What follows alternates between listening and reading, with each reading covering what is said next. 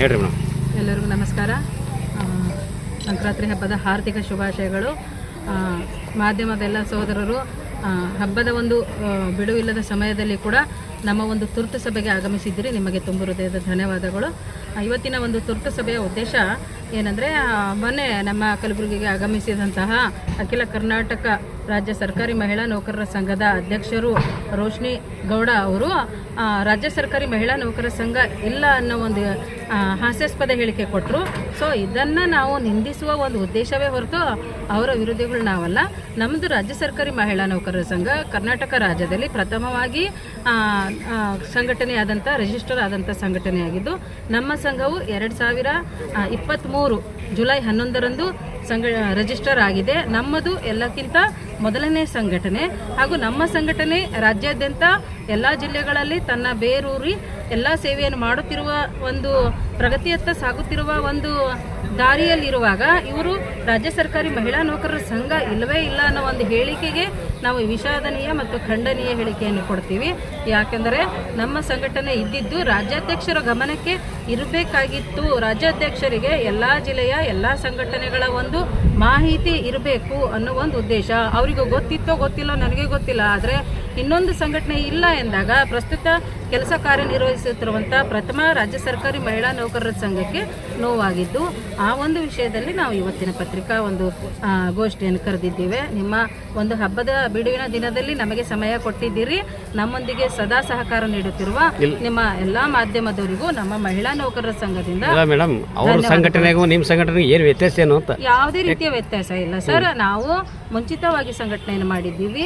ನಾವುಗಳು ಕೂಡ ಅವ್ರು ನಮ್ಮೊಂದಿಗೆ ಕೈ ಜೋಡಿಸಿ ಇನ್ನೂ ಬಲಿಷ್ಠವಾಗಲಿ ಅನ್ನುವ ಒಂದು ಉದ್ದೇಶವಿತ್ತೇ ಹೊರತು ನಾವು ಅವರು ಬೇರೆ ಬೇರೆ ಮಾಡುವಂಥ ಉದ್ದೇಶ ಬೇಡ ಅನ್ನುವ ಒಂದು ಹೇಳಿಕೆಯನ್ನು ನಾನು ಹೇಳಕ್ಕೆ ಇಷ್ಟಪಡ್ತೀನಿ.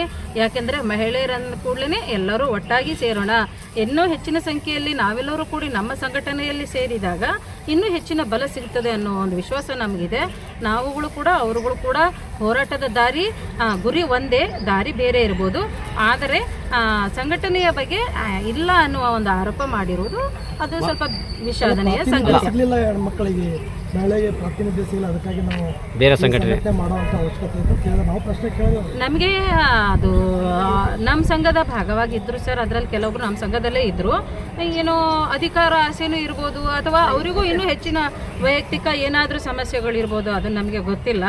ನಾವು ಹೇಳೋದು ಒಂದೇ, ನೀವು ಇನ್ನೊಂದು ಸಂಘಟನೆಯ ಬಗ್ಗೆ ಹೇಳಿಕೊಂಡು ನಿಮ್ಮ ಸಂಘಟನೆಯನ್ನು ಬಲಿಷ್ಠಗೊಳ್ಳುವ ಒಂದು ನಿಟ್ಟಿನಲ್ಲಿ ಹೋಗಬೇಡಿ. ಎಲ್ಲ ಸಂಘಟನೆಗಳಿಗೂ ಎಲ್ಲ ಮಹಿಳೆಯರಿಗೂ ಮಹಿಳೆಯರಾಗಿ ನಾವು ಗೌರವ ನೀಡಬೇಕು ಅನ್ನೋ ಒಂದು ನಮ್ಮ ಒಂದು ಬೇಡಿಕೆ ಅಷ್ಟೇ ಹೊರತು ಅವರಿಗೂ ಒಳ್ಳೆಯದಾಗಲಿ, ನಮ್ಮ ಸಂಘಟನೆಯ ಮಹಿಳೆಯರಿಗೂ ಕೂಡ ಒಳ್ಳೆಯದಾಗಲಿ.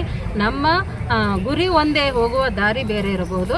ಎಲ್ಲ ಮಹಿಳಾ ನೌಕರರು ಸುರಕ್ಷಿತವಾಗಿ ಸಂತೋಷವಾಗಿ ತಮ್ಮ ಸೇವೆ ನೀಡಿ ಸರ್ಕಾರದ ಒಂದು ನಮ್ಮ ಪ್ರಗತಿಯಲ್ಲಿ ಮಹಿಳೆಯರ ಪಾತ್ರ ಹೀಗೆ ಮುಂದುವರಿಲಿ, ಹೆಚ್ಚಾಗಲಿ ಅನ್ನೋ ಒಂದು ಉದ್ದೇಶ ಇದೆ ಹೊರತು ಯಾರ ವಿರೋಧಿಗಳು ಅಲ್ಲ, ಯಾರ ಒಂದು ಮನ ನೋಯಿಸುವಂಥ ಒಂದು ಕೆಲಸವನ್ನು ಕೂಡ ನಾವು ಮಾಡ್ತಾ ಇಲ್ಲ. ನಮ್ಮ ಸಂಘಟನೆ ಸೇವೆ ಮಾಡ್ತಾ ಇದೆ. ರಾಜ್ಯ ಸರ್ಕಾರಿ ಮಹಿಳಾ ನೌಕರರ ಸಂಘಕ್ಕೆ ಜಯವಾಗಲಿ. ಎಲ್ಲರಿಗೂ ಮಕರ ಸಂಕ್ರಾಂತಿ ಹಬ್ಬದ ಶುಭಾಶಯಗಳನ್ನು ಕೋರುತ್ತಾ, ನಾವು ರಾಜ್ಯ ಸರ್ಕಾರಿ ಮಹಿಳಾ ನೌಕರರ ಸಂಘ ರಾಜ್ಯದಲ್ಲಿ ಆಗಿದ್ದು ಪ್ರತಿ ಜಿಲ್ಲೆಗೂ ಘಟಕಗಳನ್ನು ರಚನೆ ಮಾಡಿದ್ದೀವಿ. ಕಲಬುರಗಿ ಜಿಲ್ಲೆಯ ಘಟಕವೂ ರಚನೆಯಾಗಿದೆ. ಕಲಬುರಗಿ ಜಿಲ್ಲಾ ಅಧ್ಯಕ್ಷರು ನಂದಿನಿ ಸನ್ಬಾಲ್ ಮತ್ತು ಪ್ರಧಾನ ಕಾರ್ಯದರ್ಶಿ ಸವಿತಾ ನಾಶಿ ಮೇಡಮ್ ಅವರು. ನಾನು ಖಜಾಂಚಿ ಜಮುನಾ ಟಿಳೆ ಮಾತಾಡ್ತಾ ಇರೋದು. 2023ರಲ್ಲಿಯೇ ಸಂಘವನ್ನು ರಿಜಿಸ್ಟ್ರೇಷನ್ ನೋಂದಣಿ ಮಾಡಿಕೊಂಡು ರಾಜ್ಯದಲ್ಲಿ ಅದು ನಾವು ಓಪನಿಂಗ್ನೂ ಮಾಡಿದ್ದೀವಿ.